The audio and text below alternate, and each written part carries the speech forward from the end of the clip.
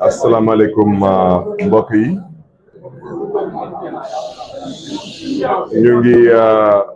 nuyu suñu mbokk yi journalistes yi ñu ñëw tey pour couvrir suñu point de presse ma bëggoon tamit leeralal wax ji du conférence de presse point de presse la donc il n'y aura malheureusement pas de questions point de presse bi nag ngeen may ma au vu de la solennité du moment et de l'heure que ñu commencé point de presse bi ci nasaraan comme moom mooy langue officielle du Sénégal ensuite ñu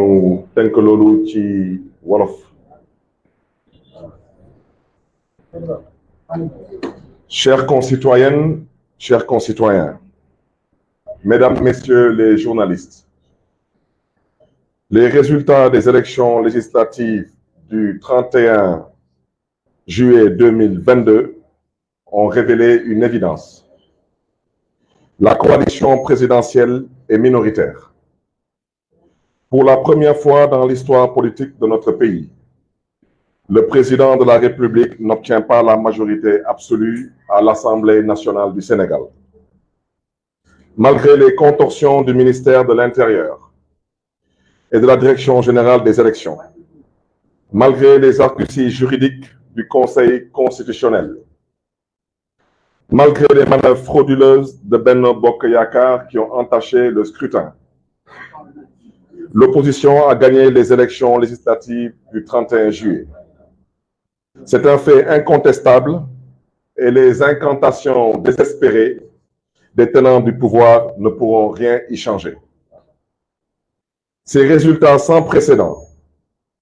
montrent que le peuple sénégalais a définitivement tourné le dos à M. Macky Sall et a rejeté les politiques funestes que son régime nous inflige depuis plus de 10 ans. Cette victoire de l'opposition,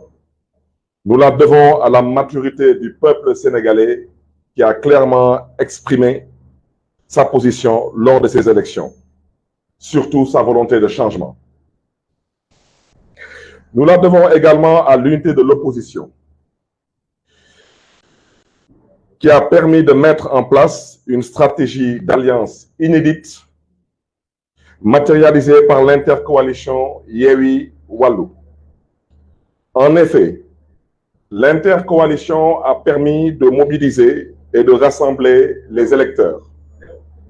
et de leur proposer un choix clair de candidats communs dans tous les départements de notre pays et dans la diaspora. L'opposition a relevé avec succès le défi de l'unité. C'était l'un des objectifs que nous nous étions assignés en mettant en place l'intercoalition Yewwi Wallu. Chères concitoyennes, chers concitoyens, mesdames, messieurs les journalistes, cette victoire de l'opposition ne ferait pas sens si nous n'arrivons pas à opérer à partir de l'Assemblée nationale les ruptures radicales et à réaliser les transformations structurelles fondamentales que notre pays ne peut différer sans risque de se perdre. J'ai conscience que nous sommes interpellés sur notre capacité à tenir nos engagements. Ainsi, c'est en mesurant avec gravité les défis que nous attendent, mais également avec responsabilité et humilité, que je vous annonce ma candidature à la présidence de l'Assemblée nationale du Sénégal.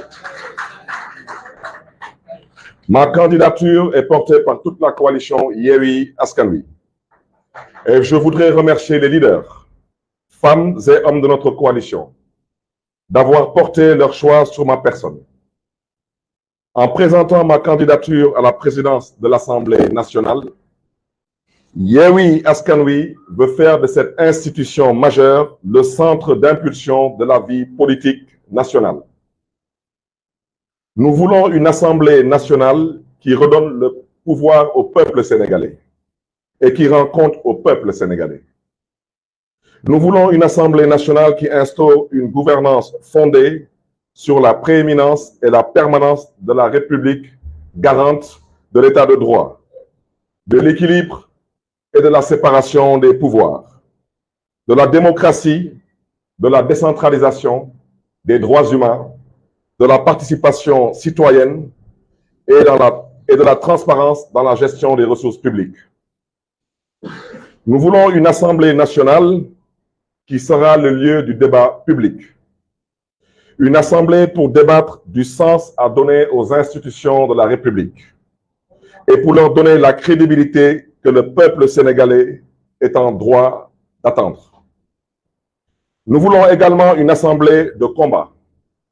une assemblée pour se battre contre les injustices, contre la hausse des prix des denrées, produits et services de consommation courante, contre la délinquance de nos services publics, singulièrement l'école publique et l'hôpital public, contre l'instrumentalisation de la justice, contre les inondations et les tragédies qui en découlent, malgré des milliards engloutis par le pouvoir actuel dans les eaux de pluie. D'un mot, une assemblée pour remédier au déclin de notre pays. Nous voulons une assemblée pour se battre pour des politiques sociales qui valorisent le capital humain, par l'éducation, la formation et l'emploi, qui protègent par la santé et la sécurité, qui diffusent des solidarités pour les personnes vulnérables. Nous voulons une assemblée qui garantit une gestion transparente et rationnelle des ressources publiques dans l'intérêt de notre pays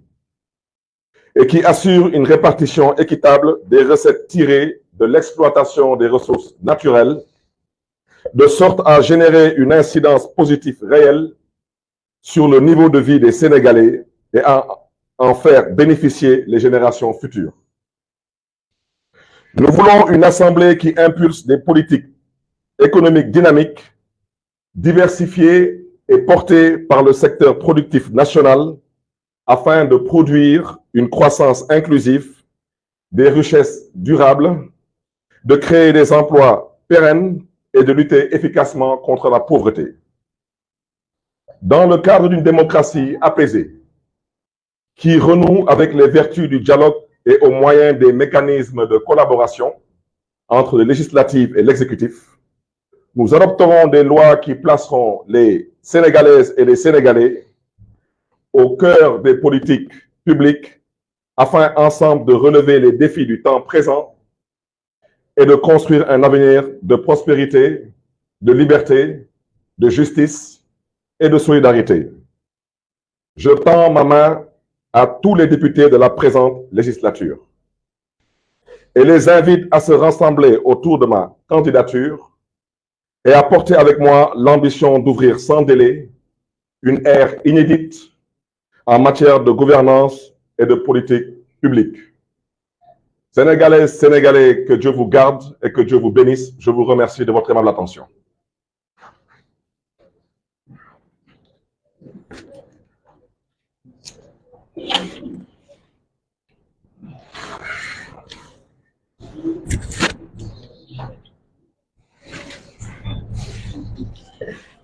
asalaamaaleykum mbokk yi ginnaaw bu ñu sante yàlla gërëm suñu mbokk journalistes yi ñu ñëw tey pour couvrir suñu point de presse ngeen may ñu nuyoo sénégalais yu nekk fii ci biir réew mi ak yu nekk bitim réew mbokk yi nag ginnaaw bu ñu yàlla mayee ndam ci élection législative yu ñu amoon le 31 juillet 2022 mu nekk ndam bu kenn du laam-laame ñu xalaat ci suñu gis-gis bu gàtt que élection yi jàngat buñ ci am mooy lu ñu waxoon Sénégalais yi ci élection yi mooy président Macky Sall amatul majorité ci biir réew mi te loolu moom ba Sénégal doone Sénégal ba tey loolu c'est la première fois ci histoire politique u Sénégal président nekk en exercice te bañ a am majorité ci assemblée nationale lu ko waral ñëpp xam nañ ko mooy puukare bu président Macky Sall nekkee ci réew mi ak njabootam jaay doole bu président Macky Sall di wootee ci réew mi ñàkk ormal démocratie bu président nekkee ci réew mi ak ñoom seen loolu moo waral tey askanu Sénégal wane ful ak fayda jël nag seen yaakaar dénk ko intercoalition Yewwi Wallu mbokk yi ba ñuy campagne dañu jëloon engagement ci askanu Sénégal ne leen ginnaaw bu président Macky Sall nekkee minoritaire ci biir dëkk bi ñu ngi sàkku ci yéen mbokk yi ci yar ak teggin ci jàmm ak salaam ci yéene ak yaakaar ngeen jël seen majorité ngeen dénk ñu seen majorité ñu toogal leen ci assemblée nationale toogaay bu am fulla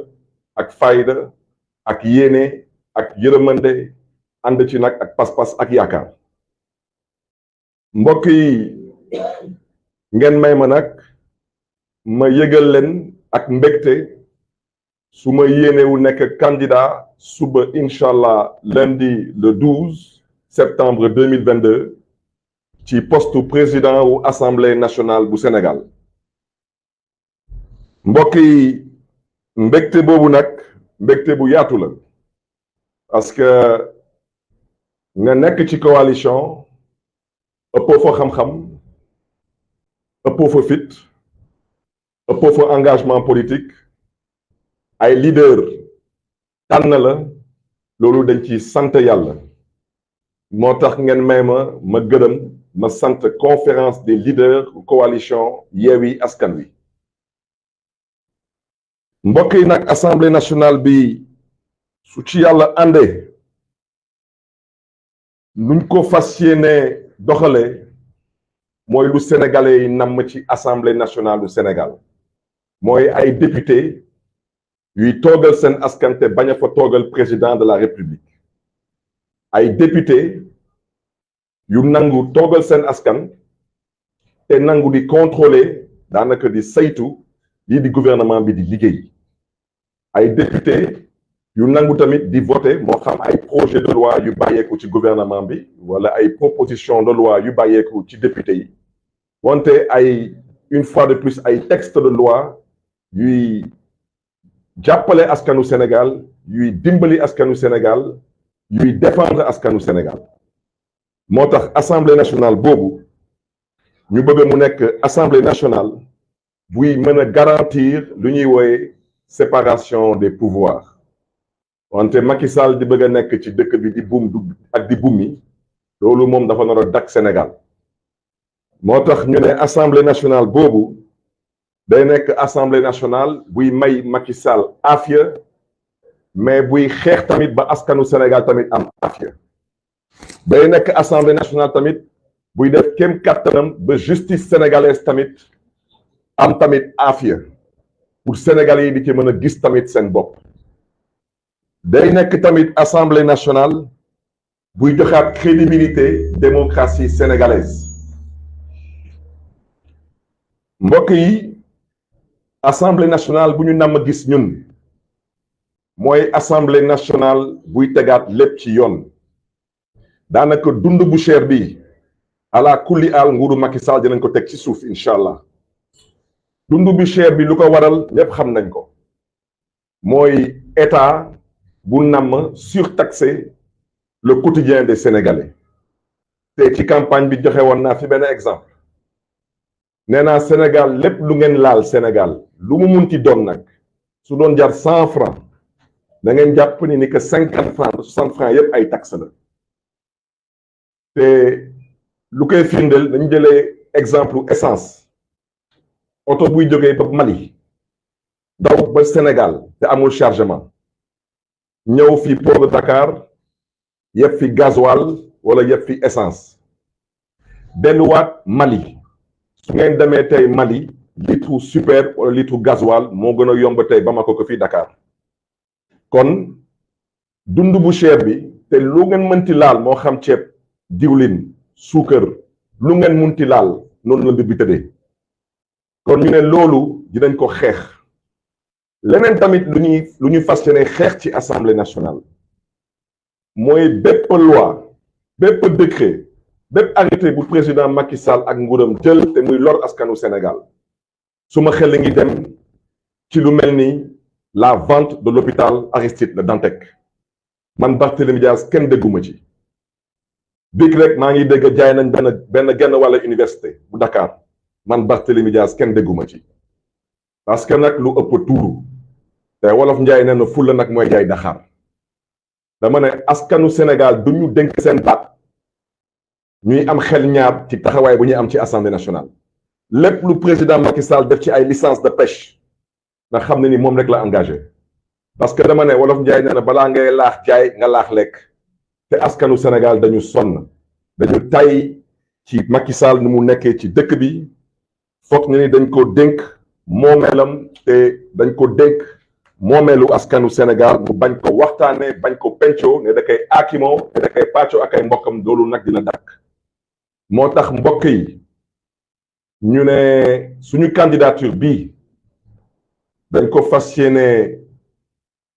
fësal suba incha allah ñuy sàkku ci député yi moo xam ñu nekk ci opposition moo xam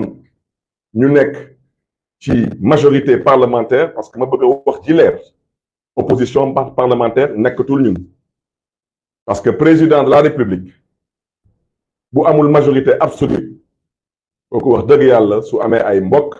na mbokk mi wax ak moom kon nag député yu nekk ci opposition parlementaire xam nañ seen bopp malheureusement dañ leen tëj ci benn hôtel depuis ñetti fan